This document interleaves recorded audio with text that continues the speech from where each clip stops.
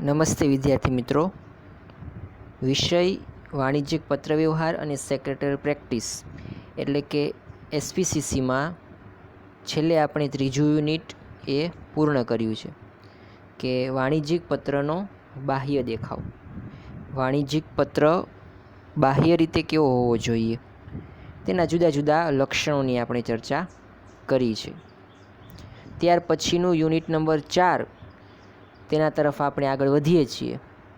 તો unit number 4નું title એવું છે કે વાણિજ્યિક પત્રનું સ્વરૂપ, લેઆઉટ ઓફ બિઝનેસ લેટર અથવા તો લેઆઉટ ઓફ કોમર્શિયલ લેટર.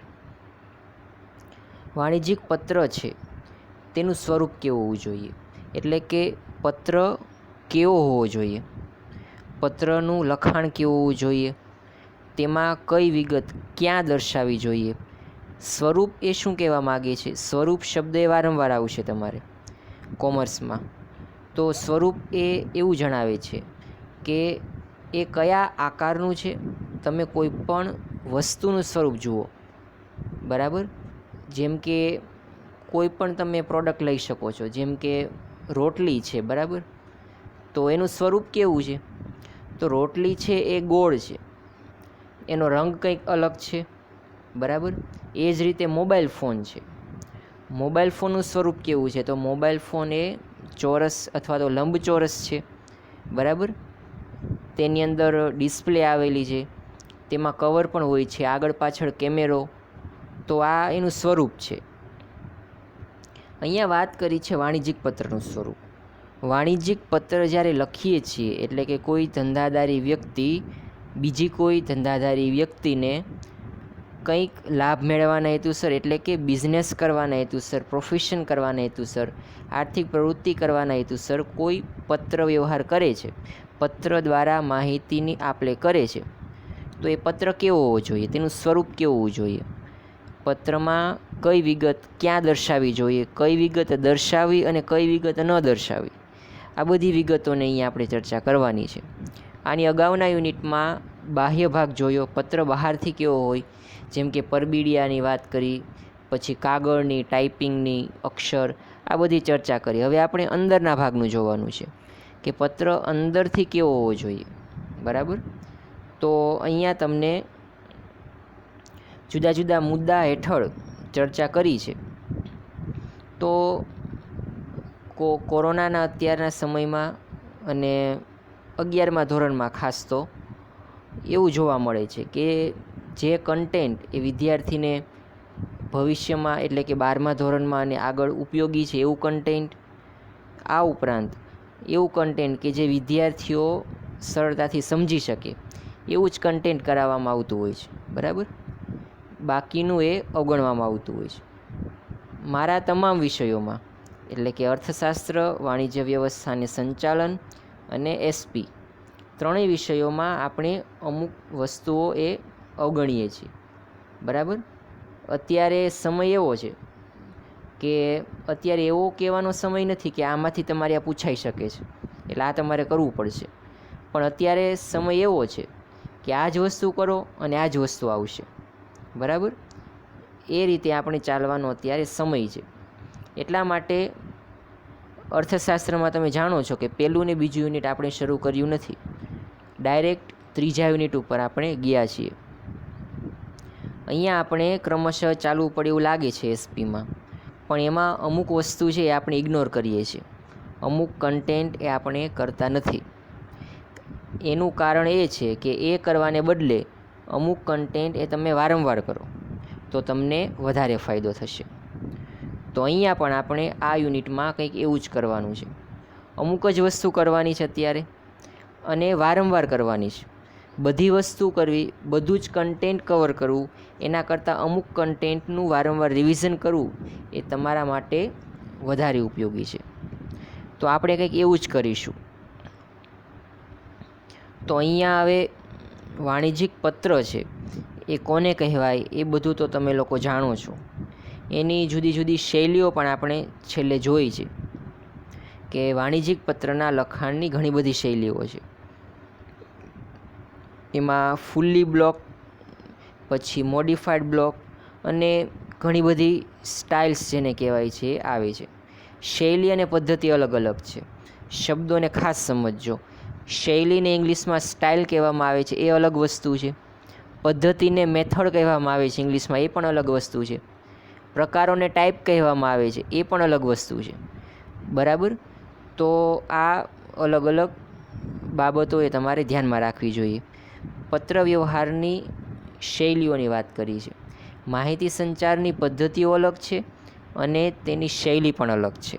અહીંયા તમને પત્ર વ્યવહારની શૈલીની વાત કરી છે. એમાં મુખ્યત્વે બે, ફુલ્લી બ્લોક શૈલી અને મોડિફાઈડ બ્લોક શૈલી. બરાબર. એ બંનેનો મોટે ભાગે ઉપયોગ થતો હોય છે.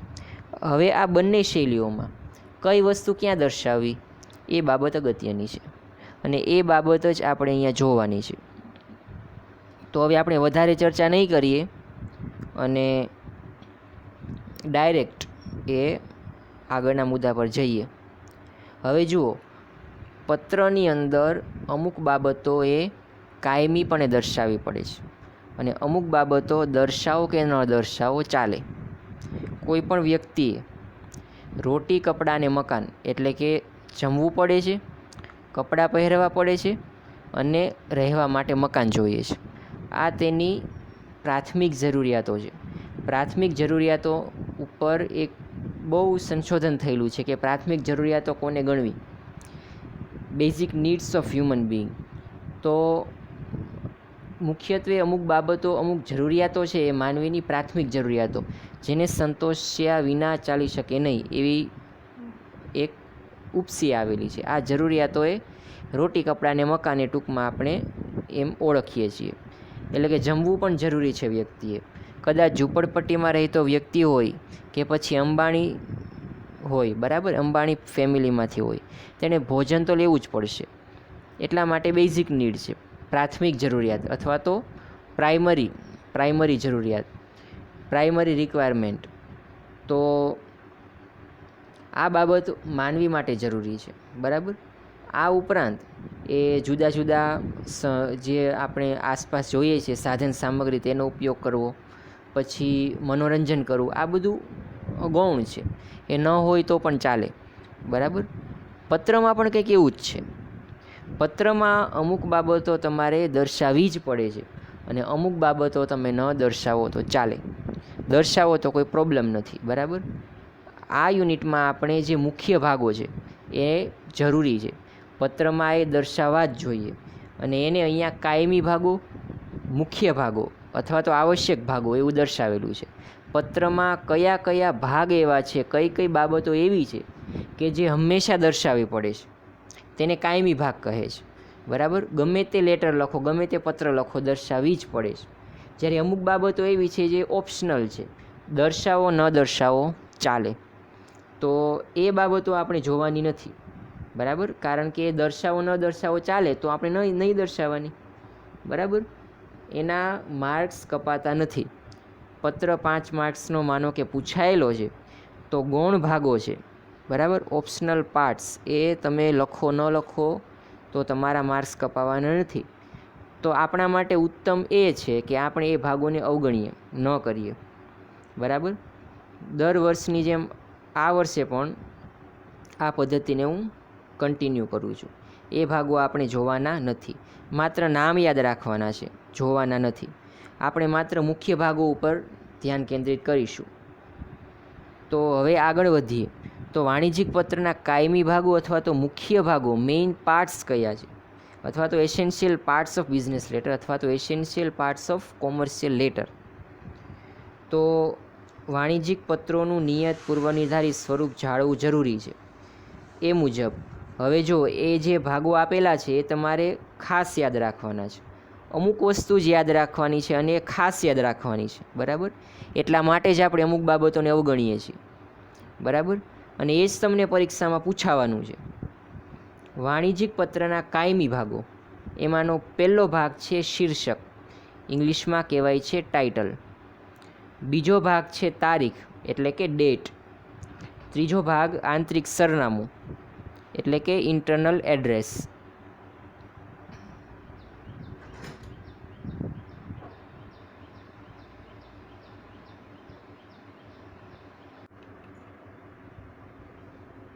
ત્યારબાદ આપેલું છે સંબોધન એટલે કે સેલ્યુટેશન. ત્રીજો ભાગ છે આ સંબોધનનો. ત્યારબાદ પત્રનો મુખ્ય ભાગ, બરાબર, એટલે કે મુખ્ય બોડી જેને કહેવાય છે, બોડી ઓફ ધ લેટર એટલે કે પત્રનો મુખ્ય ભાગ, મુખ્ય વિષય વસ્તુ. નેક્સ્ટ આપેલું છે કમ્પ્લિમેન્ટરી ક્લોઝ એટલે કે શુભેચ્છા દર્શક સમાપન. અને છેલ્લું એ સિગ્નેચર એટલે કે સહી અથવા તો હસ્તાક્ષર. આ વિગત અત્યારે તમારે ફરજિયાતપણે અને નોંધીને યાદ રાખવાની છે. જ્યાં સુધી તમે કોમર્સમાં પત્ર લખશો, લેટર લખશો, ત્યાં સુધી આ બધી વિગતો તમારે ભણવાની આવશે. આજે નહીં તો કાલે 12મા ધોરણમાં પણ તમારે આ વિગતો ગુજરાતીમાં ભણવાની છે. કોલેજ લેવલે કે કોઈ પણ કોર્સમાં તમે જોડાઓ 12 પછી તમારે લેટર લખવાનું આવશે જ. ક્યાંક તમે કોમર્સના બેઝ ઉપર જોબ કરશો ત્યાં પણ તમારે લેટર લખવાનું આવશે અને એમાં આનું નોલેજ જરૂરી છે, બરાબર. તો આ બાબતોને સમજવી જરૂરી છે અને વારંવાર સમજવી જરૂરી છે. એટલા માટે આપણે અમુક બાબતોએ અવગણીએ છીએ. એમાં આ તમામ બાબતો એ પત્રમાં ફરજિયાત સ્વરૂપની છે, એ લખવી જ પડે છે. જેમ કે શીર્ષક એ તમારે લખવું જ પડે પત્રમાં, તારીખ પણ લખવી પડે, આંતરિક સરનામું, સંબોધન, પત્રનો મુખ્ય ભાગ, સમાપન અને સહી, આટલી વસ્તુ જરૂરી છે. કાયમી ભાગ એટલા માટે જ તેને કહેવામાં આવેલું છે કે આ બાબતો વિના એ પત્ર શક્ય નથી. આ 7 બાબતો પત્રમાં હોય તો જ તેને પત્ર કહી શકાય. સહી વિનાનો પત્ર એ યોગ્ય ન હોય. સહી વિનાની કોઈ પણ જે પ્રૂફ છે તેને આપણે અવગણીએ છીએ, એના ઉપર આપણે કન્સન્ટ્રેટ કરતા નથી. ટાઇટલ જ ન હોય અથવા તો ડેટ ન હોય, બરાબર ને. આપણે કોઈ પણ પ્રોડક્ટ લઈએ છીએ તો એમાં તારીખ જોઈએ છે કે એક્સપાયરી ડેટ કેટલી છે, પછી પેકિંગ ડેટ કેટલી છે, તેને આધારે આપણે કોઈ પ્રોડક્ટ ખરીદીએ છીએ. અહીંયા તો લેટરની વાત છે. લેટરમાં તો ડેટનું એટલે કે તારીખનું ખૂબ જ મહત્ત્વ છે. કઈ તારીખે પત્ર લખાયેલો છે એ એનું સબૂત છે કે અમે તમને આ તારીખે પત્ર લખેલો છે. તો આ તમામ બાબતો એક બાબતો અગત્યની છે. સરનામા વિના તો પત્ર પહોંચે જ નહીં. જેને તમારે પત્ર પહોંચાડવાનો છે એનું સરનામું તો લખવું જ પડે. આપણું સરનામું પણ લખવું પડે કે મેં પત્ર લખેલો છે, એ પણ જરૂરી છે, બરાબર.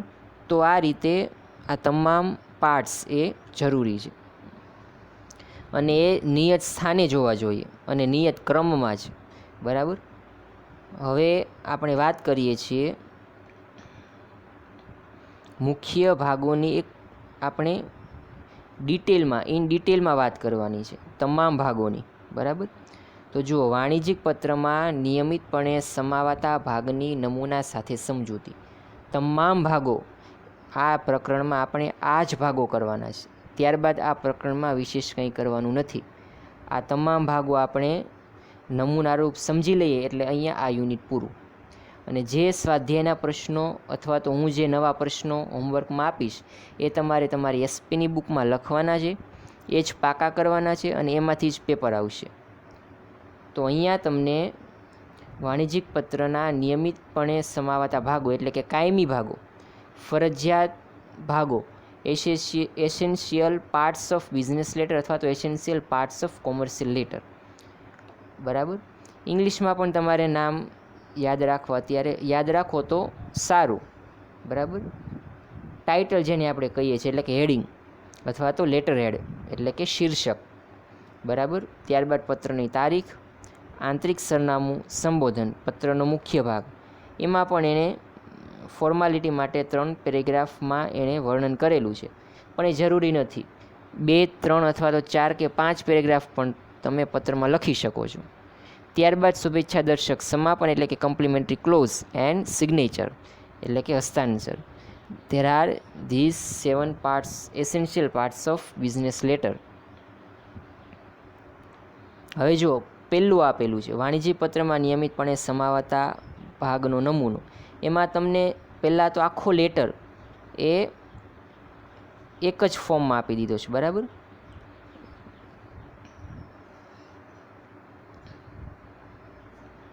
તમે જોઈ શકો છો ડિસ્પ્લેમાં કે આખો લેટર એ જે સ્વરૂપનો અહીંયા છે આ સ્વરૂપમાં જ તમારે 12મા ધોરણમાં કે પછી હાઈ લેવલનું સ્ટડી કરો, CA પણ કરશો તો પણ તમારે લેટર લખવો પડશે. ત્યાં પણ તમારે આ જ હેડિંગમાં, આ જ ટાઇટલમાં, આ જ સ્વરૂપમાં અને આ જ રીતે તમારે પત્ર લખવાનો થાય. અને આટલી જ વિગતો, આની સિવાય એડવાન્સમાં વિગતો પણ તમારે લખવાની જરૂરિયાત નથી. એટલા માટે આ ફોર્મે તમારે વારંવાર આ એસપીનો પાયો છે, એસપીનો જે પહેલો ભાગ છે એટલે કે વાણિજ્યિક પત્ર વ્યવહાર, એમાં તમારે આ જ વસ્તુ યાદ રાખવાની અને આ જ કરવાનું, એનો પાયો છે. 12મા ધોરણનું એસપીનો જે વાણિજ્યિક પત્ર વ્યવહારનો ભાગ છે, 12માના એસપીનો, એ આખો ભાગ આ એક પેજ ઉપર બંધાયેલો છે, એના ઉપર આધાર રાખે છે.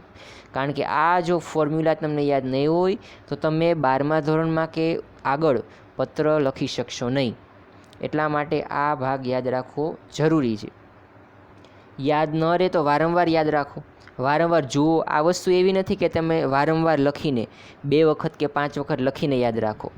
અહીંયા તમારે એ યાદ રાખવું પડશે કે શીર્ષક ક્યાં દર્શાવવું, કઈ રીતે દર્શાવવું, તારીખ પણ ક્યાં દર્શાવવી અને કઈ રીતે દર્શાવવી, સરનામું ક્યાં દર્શાવવું અને કઈ રીતે દર્શાવવું. આ બધી વિગતો તમારે યાદ રાખવી પડશે. તો આ જે નમૂનો છે, તમને એક નમૂનાના સ્વરૂપમાં આપેલું છે, એ તમારે યાદ રાખવાનું છે. અહીંયા તમને શીર્ષક આપેલું છે, બરાબર, એ વચ્ચોવચ આપેલું છે, જે તમારો પત્ર છે, બરાબર, એની વચ્ચે. હવે પત્ર તો તમે ફોર્મલ A4 સાઇઝના કાગળમાં લખવાનો હોય છે નોર્મલી, જે આપણે અગાઉના યુનિટમાં જોયું છે. પણ તમારે તો એક્ઝામમાં પત્ર લખવાનો છે.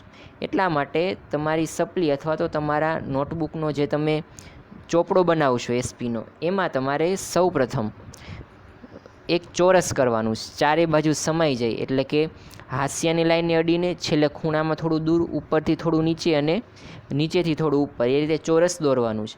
અને ચોરસની વચ્ચોવચ તમારે શીર્ષક આપવાનું છે, બરાબર, એટલે કે ટાઇટલ. એમાં તમારે શું લખવું, બરાબર, તો જુઓ, વચ્ચોવચ લખવાનું છે અને આ જ રીતે લખવાનું છે. અલ્પવિરામ પણ અહીંયા કરેલું છે, એ રીતે અલ્પવિરામ પણ કરવાનું છે. ત્યારબાદ ડેટ આપેલી છે, તારીખ, ઈમેલ અને તારીખ બંને, બરાબર. તો એ જે સ્થળે છે એ જ સ્થળે તમારે લખવાનું છે, તારીખ અને ઈમેલ બંને. ત્યારબાદ મોબાઈલ નંબર અને નીચે આંતરિક સરનામું, એ પણ અહીંયા જે રીતે આપેલું છે અલ્પવિરામ કરીને એ જ રીતે. એની નીચે સંબોધન, એ પણ એ જ રીતે અલ્પવિરામ કરીને. ત્યારબાદ પેરેગ્રાફ પણ જુઓ, તમને પહેલી લાઈને વચ્ચેથી શરૂ કરી છે, એ જ રીતે તમારે કરવાનું છે. અને જે બોડી ઓફ ધ લેટર એટલે કે પત્રનો મુખ્ય ભાગ, એ 3 પેરેગ્રાફના સ્વરૂપમાં આપેલો છે એ રીતે. ત્યારબાદ શુભેચ્છા દર્શક સમાપન અને સહી, એ પણ તમને જે અહીંયા આપેલું છે એ જ રીતે તમારે કરવાનું છે.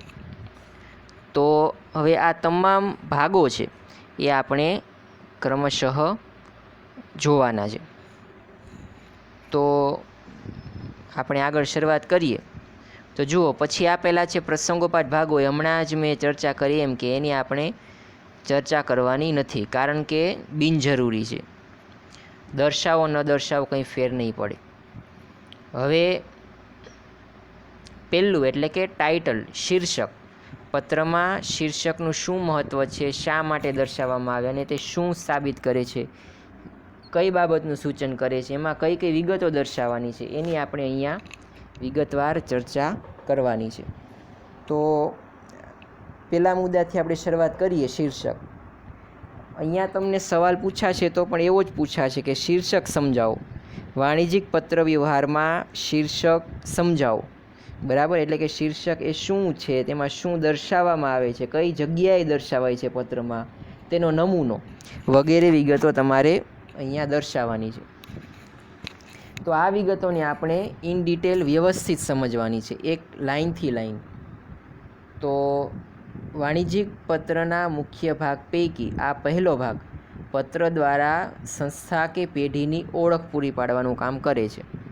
તમે 10મા ધોરણમાં સ્કૂલમાંથી રિઝલ્ટની સાથે સાથે લિવિંગ સર્ટિફિકેટ એટલે કે શાળા છોડ્યાનું પ્રમાણપત્ર LC પણ લીધેલું હશે, બરાબર. આ ઉપરાંત તમે સ્કૂલમાંથી બોનોફાઇડ પણ કઢાવેલી હશે. તો બોનોફાઇડ પછી સ્કૂલના LCમાં પછી અન્ય એવા ઘણા બધા લેટર હોય છે. એમાં શું હોય છે તો કે તમારી શાળાનું નામ છે, બરાબર, એનું સરનામું, મોબાઈલ નંબર, એનું ટાઇટલ એક પ્રકારનું એક છાપેલું તૈયાર હશે. LC પણ તમને એવું જ આપેલું હશે, એમાં સ્કૂલનું નામ એવું બોલપેનથી નહીં લખેલું હોય, એનું એક પ્રકારનું પેજ હશે, બરાબર. એ પેજની અંદર તમને LCમાં વિગતો પૂરી દેશે, પછી એ પેજ ફાડીને તમને આપી દેશે. એ પેજને તમે એલસી તરીકે ઓળખાવો છો. એ જ રીતે બિલ બુક પણ હોય છે. તમે કોઈ પણ દુકાને જાઓ, બરાબર, મોલમાં પણ જાઓ છો તમે, તો એ પણ તમને બિલ આપે છે. તો એમાં એનું નામ, સરનામું, બધી વિગતો હોય છે, ટાઇટલ સરસ આપેલું હોય છે. પત્રમાં પણ તમારે એવું ટાઇટલ લખવાનું છે, બરાબર. તો એ શું કરે છે તો કે સંસ્થાની ઓળખ પૂરી પાડે છે કે આ સંસ્થા કઈ છે, બરાબર. પત્રની શરૂઆત જ આ ભાગથી થાય છે, ટાઇટલથી, બરાબર, શીર્ષકથી. પત્ર શરૂ કરવું હોય તો સૌપ્રથમ તમારે ટાઇટલ લખવું પડે છે.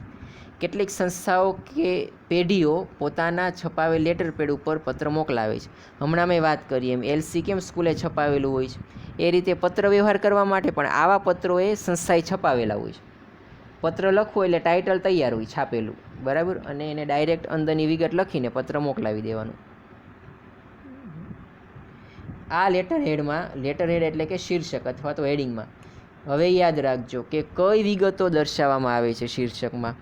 પહેલું, સંસ્થાનું નામ, એટલે કે જે સંસ્થા પત્ર લખે છે તેનું નામ.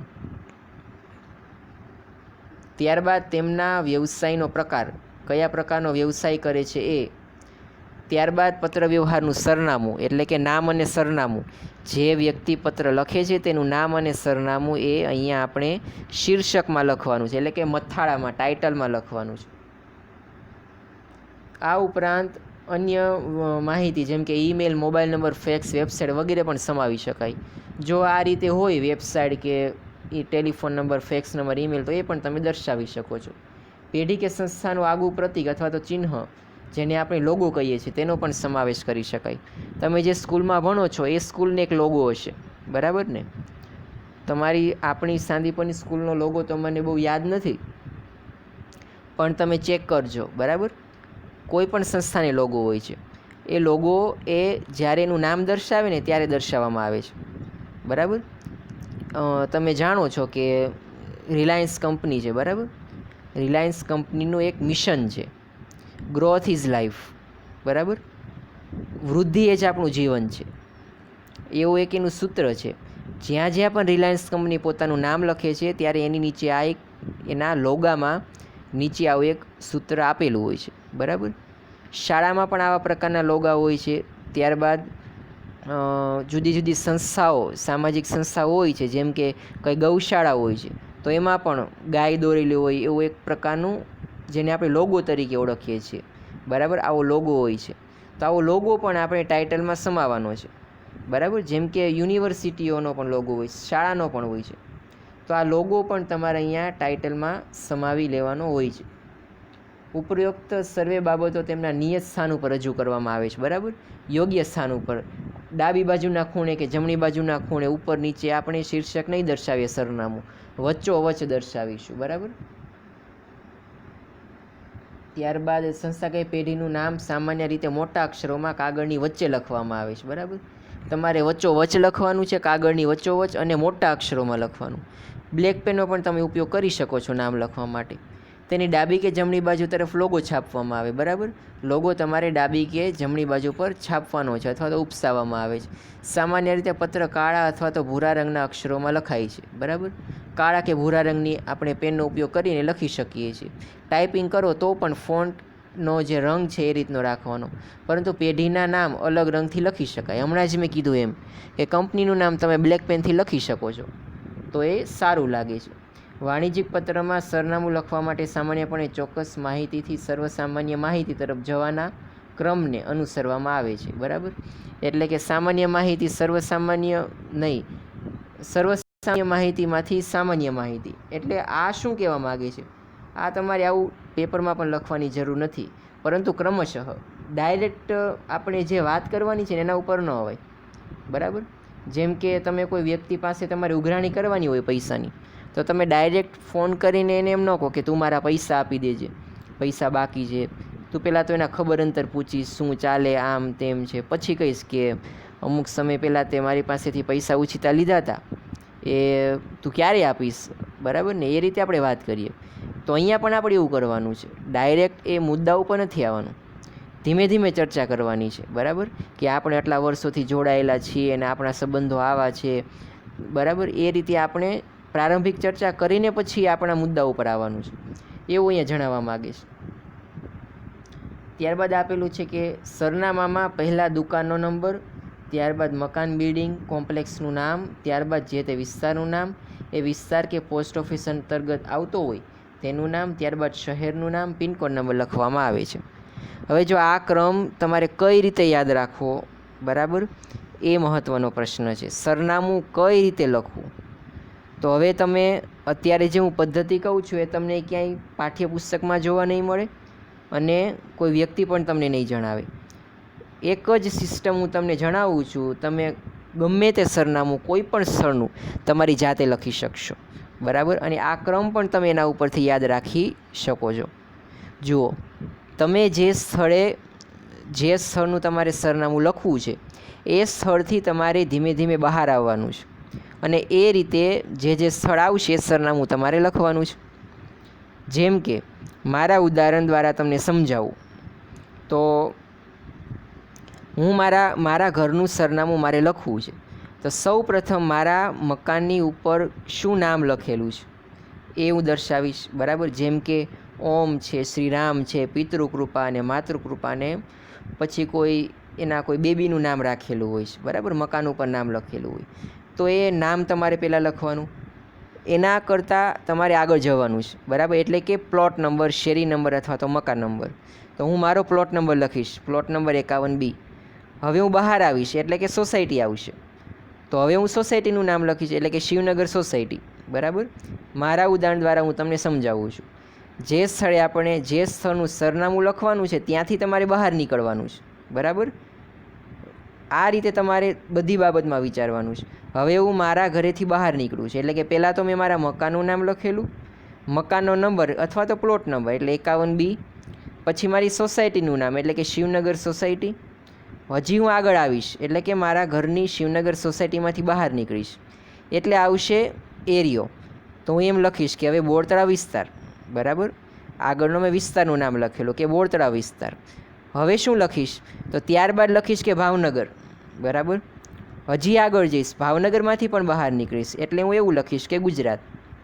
ગુજરાતમાંથી પણ બહાર નીકળીશ એટલે હું આપણા દેશનું નામ એટલે કે ઇન્ડિયા લખીશ, બરાબર. આ રીતે તમે કોઈ પણ સરનામું તમારી જાતે લખી શકો છો. માનો કે તમે ફ્લેટમાં રહો છો તો પહેલાં ફ્લેટ નંબર લખો, બરાબર. પછી એ ફ્લેટ આખું તમારું જે બિલ્ડિંગ છે એનું નામ શું છે એ લખો. ત્યારબાદ તમારે સોસાયટીનું નામ, તમારા વિસ્તાર કે એરિયાનું નામ, પછી નજીક થતું હોય, માનો કે નજીકમાં કોઈ એવું પોપ્યુલર એવું ટેમ્પલ હોય, બરાબર, મંદિર છે, તો તમે એમ લખી શકો છો કે આની બાજુમાં. તો તમારે પહેલાં તમારું પ્લોટ નંબર અથવા તો મકાન નંબર લખવાનું, ત્યારબાદ તમારે મંદિરનું નામ લખવાનું કે આ મંદિર છે એની બાજુમાં અથવા તો અહીંયા, અથવા તો કોઈ એવું બેંક તમારી બાજુમાં આવેલું હોય તો આ બેંકની બાજુમાં. તો જેમ જેમ તમે તમારા ઘરમાંથી બહાર નીકળો છો ને એ રીતે તમારે સરનામું લખવાનું છે. હવે જો અહીંયા તમને ઉદાહરણમાં આપેલું છે કે સૌ પ્રથમ તમારે એવું લખવાનું કે દુકાનનો નંબર. દુકાનની વાત કરીએ તો દુકાનનો નંબર એટલે કે દુકાનનો જે આપણે પ્લોટ નંબર હોય છે એમ દુકાન નંબર હોય છે. ત્યારબાદ મકાન, બિલ્ડિંગ કે કોમ્પ્લેક્સનું નામ એટલે કે બિલ્ડિંગ ઉપર, મકાન ઉપર જે નામ લખેલું હોય છે. ત્યારબાદ વિસ્તારનું નામ. આપણે શિવનગર સોસાયટી બોરતળાવ વિસ્તાર લીધેલો, બરાબર, અને શિવનગર સોસાયટી લીધેલી. જેમ જેમ બહાર નીકળીએ છીએ એમ એ વિસ્તારમાં જે તે પોસ્ટ ઓફિસ અંતર્ગત આવતો હોય તેનું નામ, બરાબર. ત્યારબાદ શહેરનું નામ અને પિનકોડ નંબર લખવામાં આવે છે. એટલે આ જ મેં ફોર્મ્યુલા કીધી છે એ જ ફોર્મ્યુલા પ્રમાણે તમારે લખવાનું છે. કોઈ પણ સ્થળનું સરનામું તમારે આ જ રીતે લખવાનું છે. ઘણા લોકો શું કરે છે, પહેલાં સોસાયટી લખે શિવનગર સોસાયટી, પછી અલ્પવિરામ કરીને લખે ભાવનગર, પછી અલ્પવિરામ કરીને લખે મકાનનું નામ અથવા તો પ્લોટ નંબર લખે, પછી પાછો અલ્પવિરામ કરીને લખે વિસ્તારનું નામ એટલે કે બોરતળાવ વિસ્તાર. હવે વિસ્તારના નામમાં પણ ધ્યાન રાખવું પડે. જેમ કે શિવનગર હોય, બરાબર, તો ભાવનગરમાં આપણે જાણીએ છીએ કે તળાજા રોડની બાજુ આપણે જઈએ ત્યાં પણ આખો શિવનગર વિસ્તાર આવે છે. તો હું કયા શિવનગરની વાત કરું છું એ તો ખ્યાલ હોવો જોઈએ ને. હવે પહેલાં જ મેં બોરતળાવ કહી દીધું અથવા તો પહેલાં મેં શિવનગર કહી દીધું અને બોરતળાવ હું ભૂલી ગયો કહેવાનું, એટલે યોગ્ય સ્થળે પત્ર ન પહોંચે, બરાબર.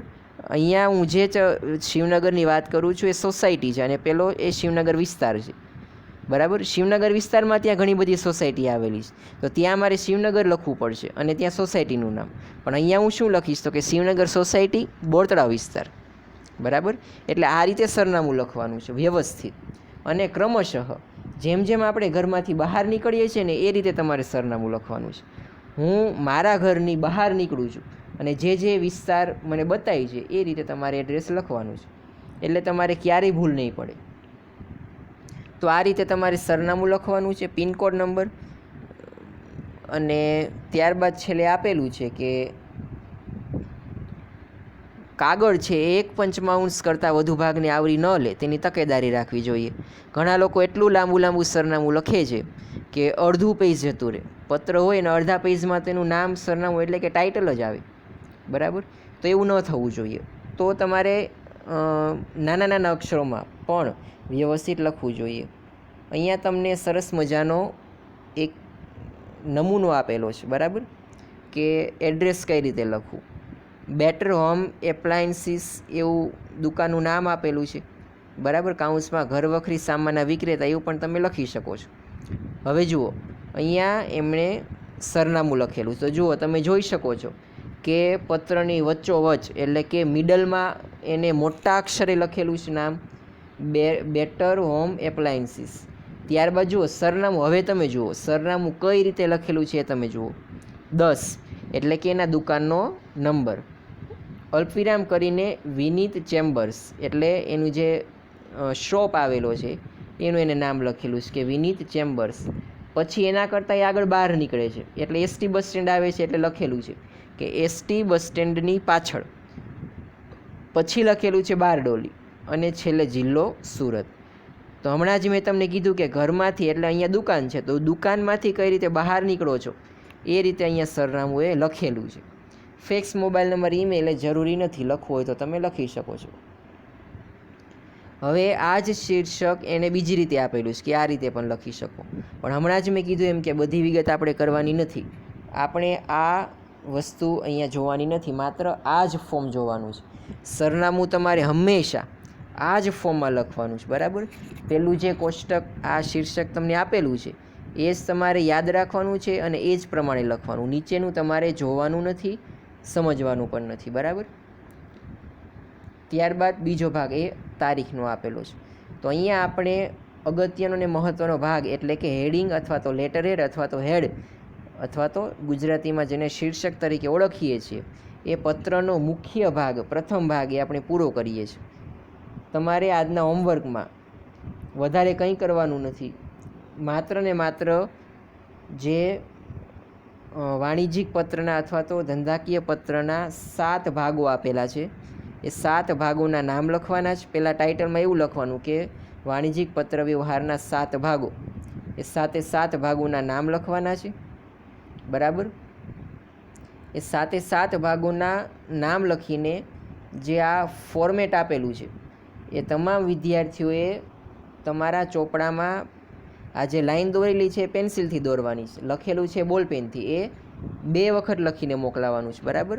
વાણિજ્યિક પત્રના નિયમિતપણે સમાવાતા ભાગોનો નમૂનો છે એ તમારે હોમવર્કમાં 2 વખત લખીને મોકલાવાનો છે.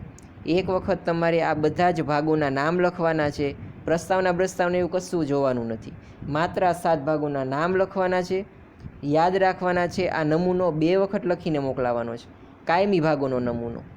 બરાબર. પ્રસંગોપાત ભાગોનો મુદ્દો જ આપણે કરતા નથી અત્યારે. અને શીર્ષક છે એ પણ તમારે 1 વખત લખીને મોકલાવાનું છે. બરાબર.